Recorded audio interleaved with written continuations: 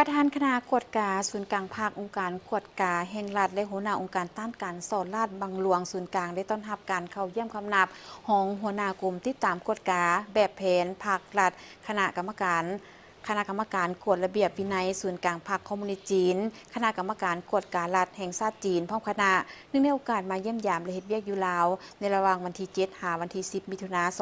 2026ในวันที่7มิถุนายน2026สหายบรรไซพงสวรรค์กรรมการกลุ่มการเมืองศูนย์กลางภาคคณะเลขาธิการศูนย์กลางภาคประธานคณะกวดกาศูนย์กลางภาคองค์การกวดกาแห่งรัฐและหัวหน้าองค์การต้านการสอนราษฎร์บังหลวงศูนย์กลาง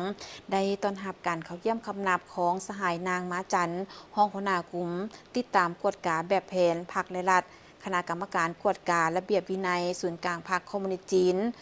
คณะกรรมการกวดการรัฐแห่งชาติจีนพร้อมคณะ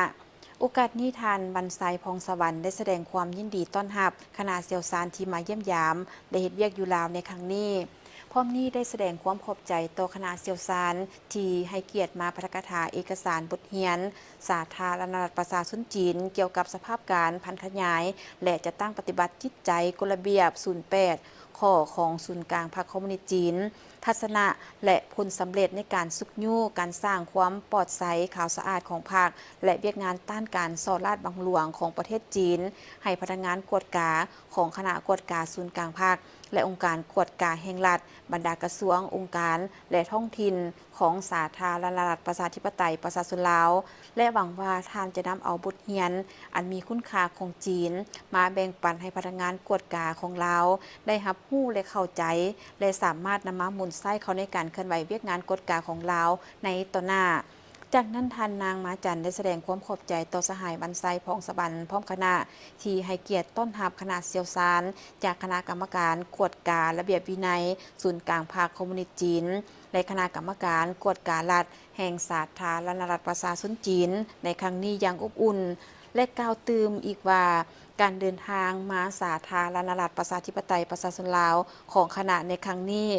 แม้ได้รับการมอบหมายจากศูนย์กลางภาคและรัฐบาลสาธารณรัฐประชาชนจีนให้คณะนำเอาบทเรียนเกี่ยวกับสภาพการพันธุ์ขยายและจะตั้งปฏิบัติจิตใจกฎระเบียบ8ข้อของศูนย์กลางภาคคอมมิวนิสต์จีนทัศนะและผลสำเร็จในการสุกยู่การสร้างความปลอดใสขาวสะอาดของภาคและเวียกงานต้านการสอดราษฎร์บังหลวงของประเทศจีนมาประกาศให้กับพนักงานกวดกาของสาธารณรัฐประชาธิปไตยประชาชนลาวโดยจะสูมสติปัญญาและบทเรียนที่มีถอดถอนบทเรียนให้กับพนักงานกวดกาของลาวได้รับรู้เข้าใจและนำไปหมุนไส้เขาในการเคลื่อนไหวเวียกงานกวดกาตัวจริง